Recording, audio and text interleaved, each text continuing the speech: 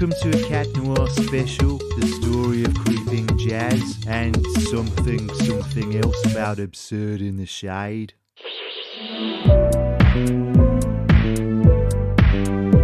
Fighting criminals with the law. Welcome to Cops on Blocks.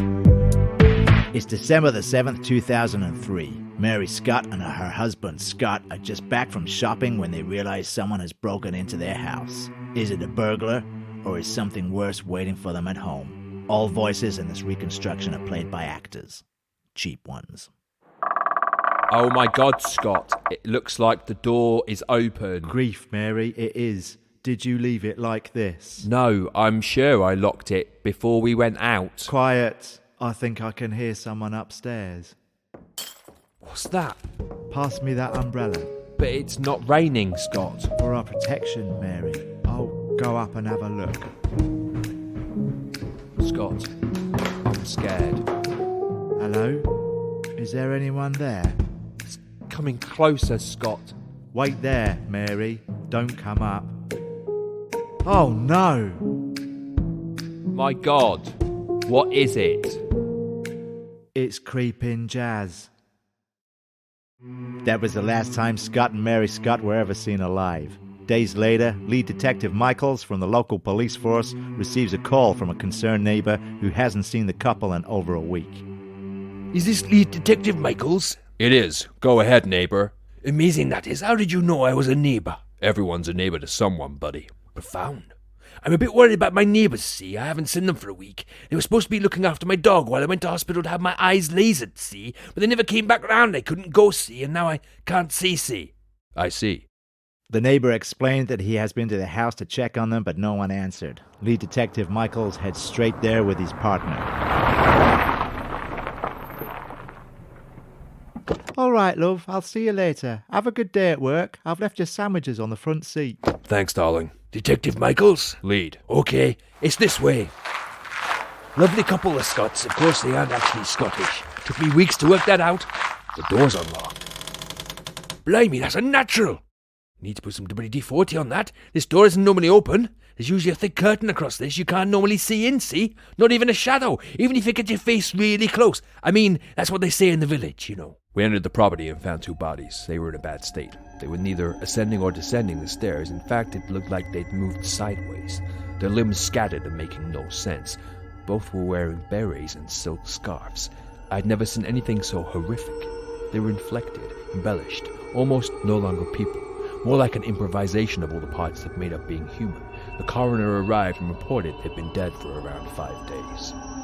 This gave the investigating team a 2-day time window to fill since they had last been seen. Lead detective Michaels puts together a task force to trace the couple's movements prior to their murders. Charlie Blunderwedge, a well-known ex-erotic writer who recently wrote the books My Neighbors and What Murdered Them and Charlie Did It, was seconded to the team to see if any of the details from this incident matched any previous murders in the area. I started looking back to see if I could find any murders with the same MO. I was shocked when I found a pattern forming across not just decades, but centuries.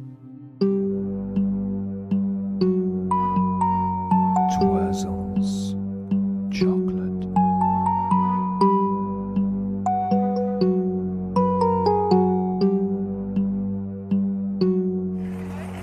Roasted chestnuts, get some nuts. Could I have a bag of chestnuts, please? Here you go, that's a florin for the chestnuts, 3 penny for the bag. 3 penny for the bag? Yeah, I'm trying to save the world here, Governor. Less bags, less pollution, more dolphins in the Thames, more visitors to see the dolphins, more trade for me, more bags sold. But that doesn't work as a business model. Surely you would want less bags sold to reduce the pollution. Yeah. But then, I'll make less money, sell less bags, become a factory worker, cause more pollution, then there'll be less dolphins, less people, less money around, factory will go out of business, I'll have to sell chestnuts by the river then, won't I? Then I'll need more paper bags. It's a vicious circle, Governor. Well, why don't you give away the bags for free? Well, they cost, Governor. 1 penny each they are. Well, you are making a good profit on them. How much do the chestnuts cost you? I've got a mate nearby, he's got an orchard. He's got loads of trees, I'll get him for nothing. Well, in that case, why not give the chestnuts away for free? You won't lose anything if you do that. Then, charge more for the bag. That's a great idea. Surprised I hadn't thought of that myself. So, how much do I owe you? Well, it's a florin for the bag, and the chestnuts are free. Well, I don't want a bag, so please put them directly into my hands. I make that nothing. Thank you very much for your amazing service. Right. Pleasure doing business with you. Ah! Hot, hot, hot, hot! Oh, did I mention? They're burning hot, Governor. Take care, won't you?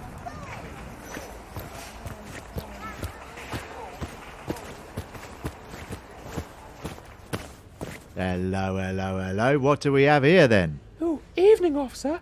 I was just offering passers-by some lucky heather. Uh-huh. And how is it lucky? Warns away evil spirits. Like what? Devils, goblins, demons, gargoyles, some witches, not all witches, mind you. And how does Lucky Heather do that? You show 'em, Heather. Be gone! See? There's no spirits here now. I'm not sure there was before. Cripes, what's that? Heather, do your stuff. Be gone! I don't think it's working. Ladies, you better get behind me. I'll just protect myself then. Well, what do we have here? I say, show yourself.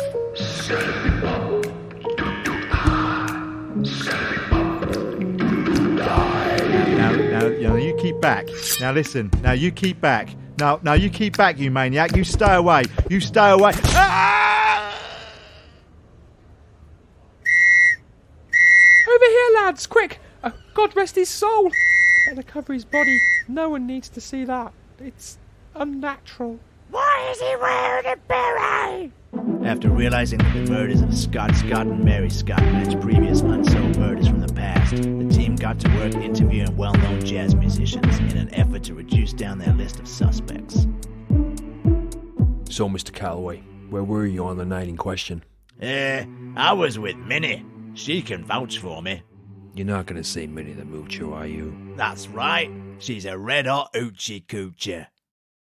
What began to comport a timeline of murders stretching back beyond the Victorian era? Or was this a series of copycat killings? Maybe a family line of sadistic, ritualistic killers? I found evidence of a similar incident in 1832.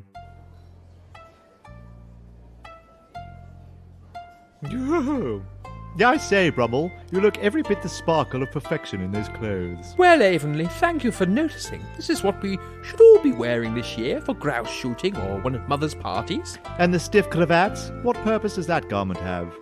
Perfect for not being able to see your own shoes. And why would that be an advantage? Well, I will never see that my shoes are dirty. And if I cannot see the dirt therefore does not exist. I will forever have clean shoes. What about when you take them off, Brummel? You must see the dirt then. No, you've got to have faith. I will cover my eyes with a handkerchief whilst the removal is in process. I will never again look on my shoes, so they will remain clean for the duration of their use. Do you often feel your shoes before leaving the house to ensure you have the correct pair on for the correct occasion? Never. To fill one's shoes is an act of ownerism. I will not be party to that type of filth. I pray for a time when I am seen as the leader of the dandy movement, and paintings of me are plastered across halls and homes across the land. I'm waiting for that day. Is that why, then, you wear two right shoes instead of a pair? Paintings of you? Well, it's a picture, Brummel, it really is. You should come here more often to relieve some of the boredom. Avonlea, take back your picture in a frame. I don't think I'll be back again. I just hope you understand, sometimes the clothes do not make the man. What is all this nonsense? I know not, Avonlea. I fear this may be some new style of music, possibly from France. Well, it's too funky for me, but there's no order to the notes. It hurts my head, Brummel. Indeed, my friend. This is not music at all.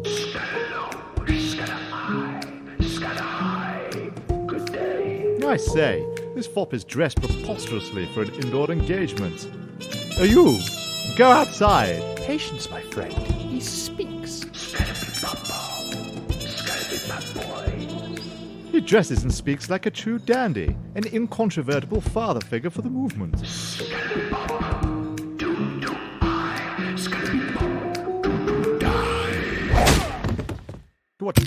What? Ah! My head at this angle, I can see my blasted shoes. My God, they're dirty. Oh, I'm never going to dance again.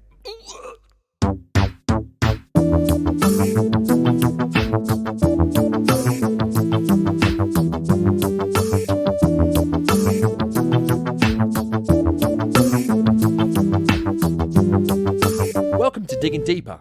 I'm Dale Allen. We're live tonight, and with a dangerous serial killer on the loose, I'm interviewing a rap group about a new style of rap music. That's right. Farmer and Folky from the rap group Cunch of Bunts join us in the studio to discuss the craze that is somehow sweeping the nation. Yeah, I have to say I'm looking forward to our flute period when we can just relax and slap a cajon with a limp wrist and call it music. But until then, we have the newest form of music, grime, crime, murder, jazz rap. That's right. Some would say that beginning a craze to perform raps over the last music you get to hear before your death is a little macabre. Well, some say that when I run over a rabbit warren with my combine, blades spinning, bunny everywhere, furry cottontails, all in a row, ears long, fur matted... Sorry to interrupt. Cunch of Bunts have been around for about 2 years now and are known for their eclectic mix of performers. Farmer, you have no experience as a musician at all. That's right, but I can change a tractor tyre in under a minute. And Folky, you only perform poetry and play archaic instruments from a bygone era. Yeah, I love my old washboard and accordion combo. It would sometimes be nice to play it on our music, but you can't have everything. And there are two other performers, Generic Rapper 1 and Generic Rapper 2. That's right, they're twins, as pronounced Grr 1 and Grr 2, like the Wu-Tang Clan. Yo, this is the C to the of to the B-U-N-T. Can I play my washboard now? Got a new style, got a new style. And really, it's driving me wild. Got a new style, got a new style. No, really, it is quite irritating. Look out, here he comes, wearing some bum jacket from the slums, reciting poetry, or skip bebopping nickelly when he's written nickelly when he's shopping, he sneaks around just out of view. He's getting up the nerve to come over and kill you. He does it all with a background of jazz. And he also drives him mad. Duh, CX3. Crime, murder, jazz rap. Come on, Farmer, let's make a move. All right, I'll just pull my tractor up. Folky and Farmer have quit. All right then, let's go. Halfway through a song? Yeah. How unprofessional. Got a new style, crime, murder, jazz rap. Got a new style, crime, murder, jazz rap.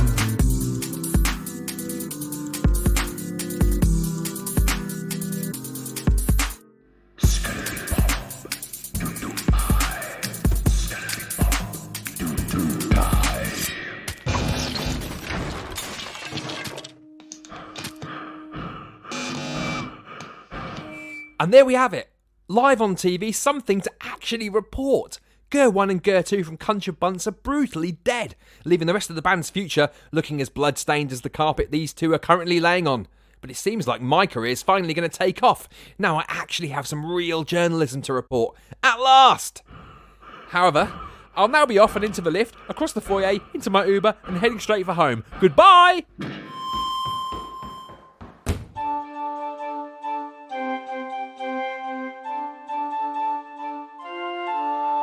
That's when the Sheriff of Nottingham fell from his horse, landed on the catapult, and sent the money flying over the castle wall straight into the arms of Friar Tuck. Huzzah! Good job I had that extra pudding, Robin. What's wrong, much the exposition, Miller? Why do you not partake in our merriment? Robin, have you not heard the terrible news about the village? No, much. What has happened? A terrible man arrived. He's been living in one of the empty huts. They say he does not play the lute, but there be music coming from his abode every day. They say it is the most terrible sound. It made young Widow Smith's ears bleed so bad she can no longer hear, and now people have started going missing too. Sounds like a job for Robin Hood. I'll round up the men, then you can take me there. You five, come with me. Huzzah!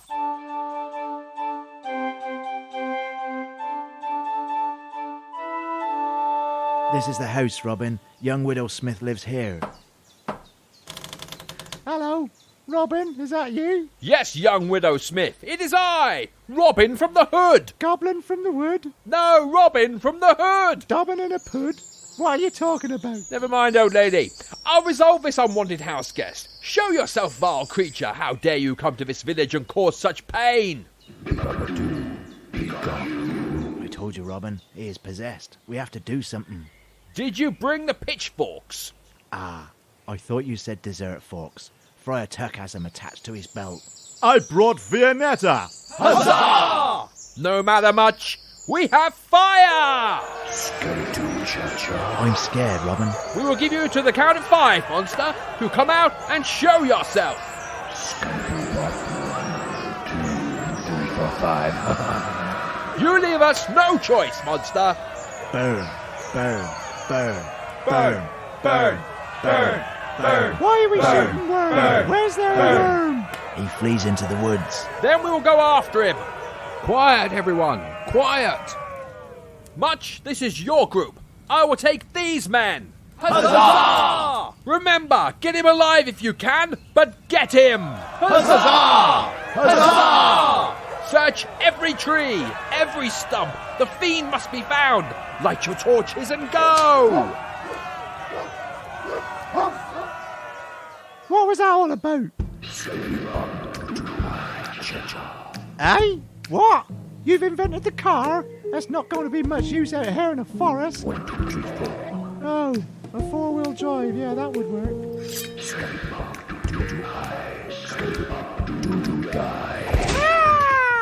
Apparently, folk legend tells us that the monster was never caught. During my research, I found that not only are webcams the best way to make money in porn, but that the legend of creeping jazz began much earlier than we first thought. Cave paintings have been found in Yorkshire of a pinstriped figure holding a beret. What noise? Yes. Evil spirits. Do da boo.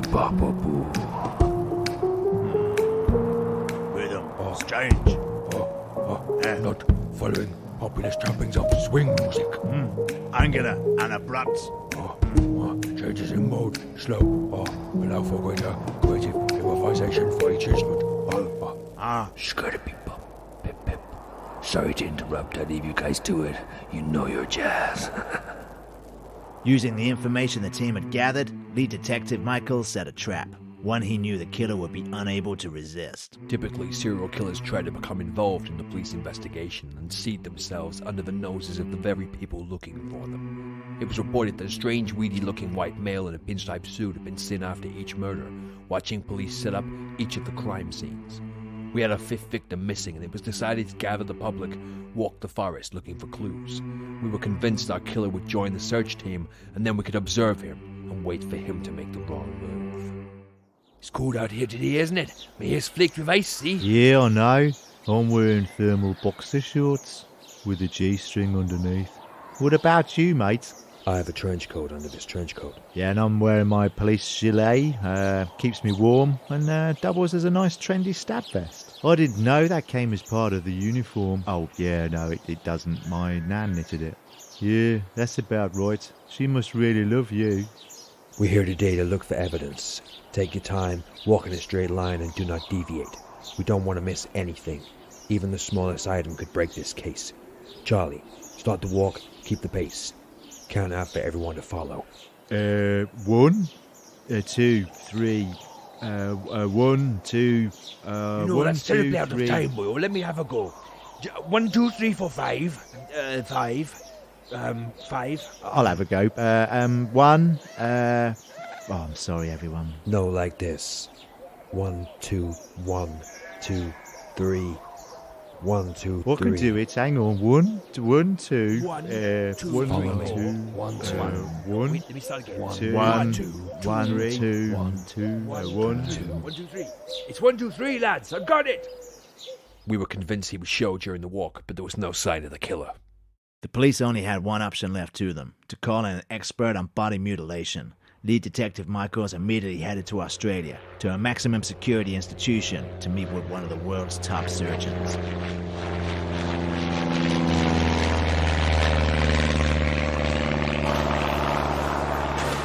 He's past the others. Last cell. Keep to the right. I'll put out a chair for you. Oh, yes, that's very good, thank you. I'll be watching. You'll do fine.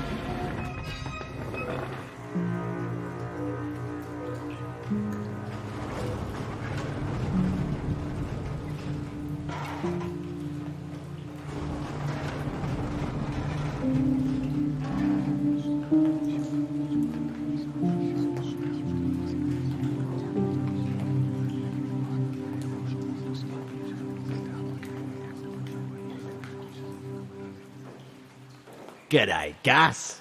Dr. Carlos Kellis, my name's Lead Detective Michaels. May I speak with you? Let's see some ID, mate. Here. Closer. Closer. Closer. Sorry, I haven't got my glasses on. Now tell me, what did the cobbler in the next cell say to you? He said he could smell my armpits. Well, I can't. Smells pretty fragrant to me. Is that Ling's Africa? It might be. You must be stuck with a big case to have to visit me. Is it Bebop Bob? What a naughty boy he is. Do you know why he's called Bebop Bob? It's because music can be heard whenever he murders. All the victims and witnesses can hear it. It's like it creeps into their minds. We call it the creeping jazz. Why do you think he leaves his victims in mismatched body shapes?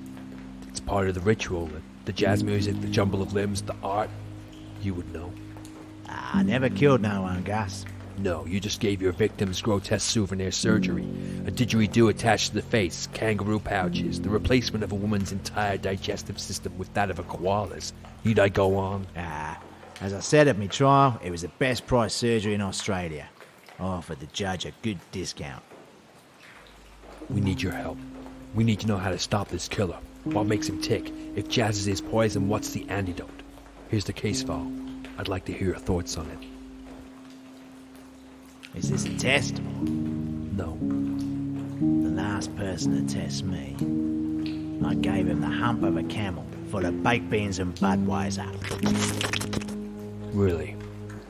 Well, are you going to help me? It's all about the music, Gus. Jazz is so free form. It's non-structured. It could change any second. Different rhythms, timings, modes, notes. Look at tightening the form, bringing order where there is none, arranging what should not be boxed and labelled. The only way to stop it isn't to stop it at all. Think what or who might be next. Look among the structure you've already built for the answer. Thank you, Dr. Kennedys. I now know what we must do. Can I go home now? Sheeta's going to be beside herself. I only popped out to get a sandwich. Right, we've laid out the trap. No jazz enthusiast can resist a record collector's fare. The second we hear him coming, you all know what to do. Batter him with me truncheon? No, officer, turn on the speakers. Then batter him with me truncheon. No, just the speakers. Well, when do I get to batter him with me truncheon? There will be no battering. It's a shame, see? I bought my own weapons. A walking stick with a small effigy of Louis Armstrong on it. Oh, and a marrow from a garden.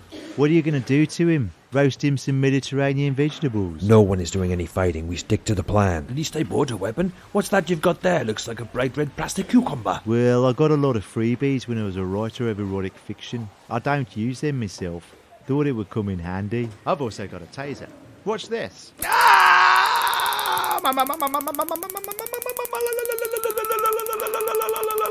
Leg. Right, I'm off. It's too bloody dangerous. Who gave this idiot a real weapon? I'm not standing there to get damaged by friendly fire. Goodbye. How did you know he would strike here? The doctor suggested displacing a line that was cut from this episode for timing reasons. Fair enough. I think most of my best lines were cut too. Well, this is only the second scene I've appeared in. I played my own great-great-granddad earlier. Didn't even get a close-up. You're hardly integral to the plot though, are you? I could have had your lines. He's here.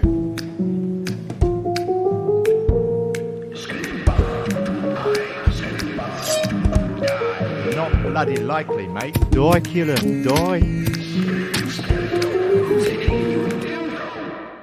No, not again. Ready, everyone. Ladies and gentlemen, I present Holland Pools and his tribute boogie band.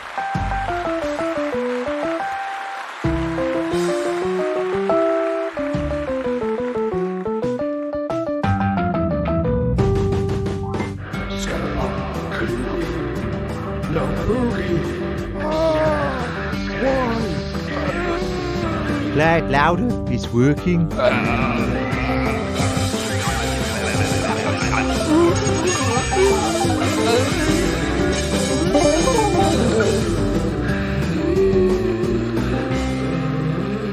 Bob, you have the right to remain silent. Okay. Wait a minute. I want to see who this murderer really is. The neighbor. Wait a minute. That's too obvious. That's just another mask. Lucky Heather. Why am I here? Wait a minute. This is a mask too. Folky? You got me. I'm not really into folk. It's jazz I love. I've been trapped in this body for 200,000 years. It's the structure. I can't stand it anymore. Life is just so dull. I thought mixing up the folk with the rap would help. It just left me depressed. I almost started a new craze with the jazz murder rap thing, but then my accomplice killed the rest of the band. The 12-bar boogie-woogie shuffle was too much. Damn near killed me too. Well, you beat me. Well done. Wait a minute. Did you say accomplice? No. Yes, you did. Oh, you'll never find him. He's a master of disguise. Like me, he moves only in the shadows. He's like a whisper on a breeze. Oh, you found him. I caught this one getting into a taxi outside. All right, you caught us. We were the best in the business once, the Jazz Twins, assassins for hire. We've been around for a lot longer, but those were the glory days. We hated making rap music. We loved jazz. Well, sorry, gentlemen. You obviously haven't heard. Jazz is dead. And so the Bebop Bob twins were caught and sentenced to life without parole, which, when you've already been around for a few thousand years, can be a long, long time. Lead Detective Michaels was promoted to lead detective for his role in the capture, but immediately became allergic to all music. Meanwhile, the archivist, Charlie Blunderwedge, wrote a book about his experiences, still unable to shake off his past as a writer of erotic fiction under the title Jazz and the Delicate Fingering of a Criminal.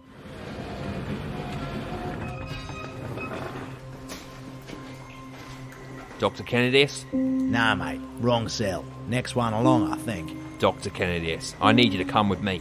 Oh, yeah? Where we going? It's a surprise. Don't underestimate me, Gus. I quite like surprises. Then step outside your cell and follow me. Lead the way. How about you give me a clue where we're going? How about I give you a clue to shut your mouth? All right, mate. Just making conversation. Escorting prisoner Kennedys off, D-Wing.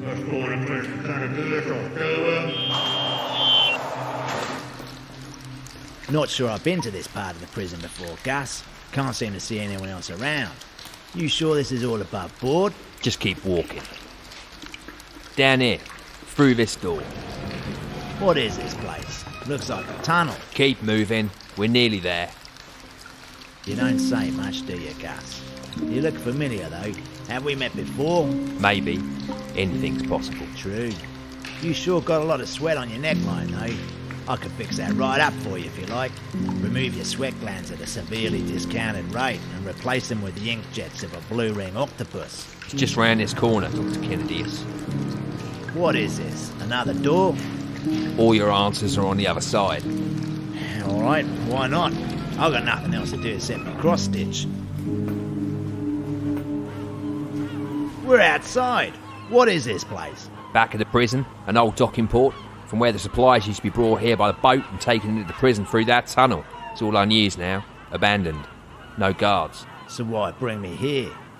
Take a look in the water. What do you see?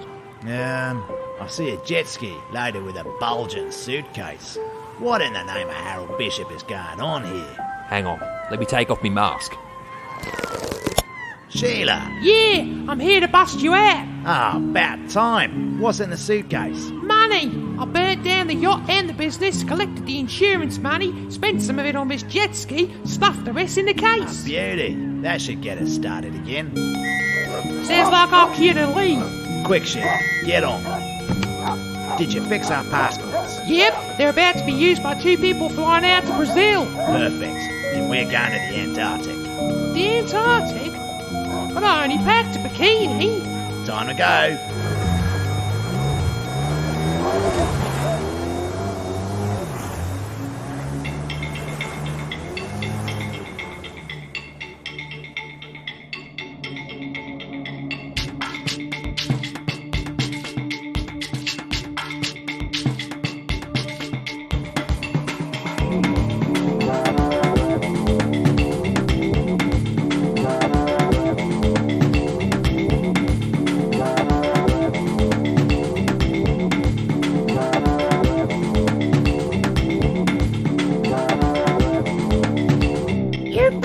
making a cat noir! This episode was written, performed, recorded and produced by Kevin Chilvers and Matt Sanders, with editing by Gary the trainee sound engineer, and the guest announcers, inexplicably, are us. I say, Blumble, if you have been affected by any of the issues raised in this episode, please seek immediate medical attention. Quite right, Emily. Or you can follow us on Instagram at Cat Noir Podcast. Go for it. Oh, how positively decadent.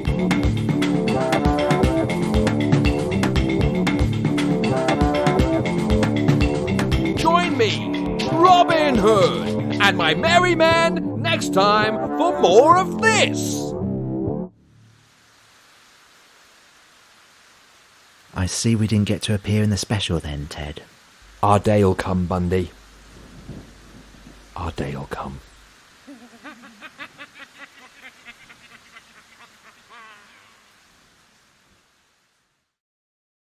Why am I still here?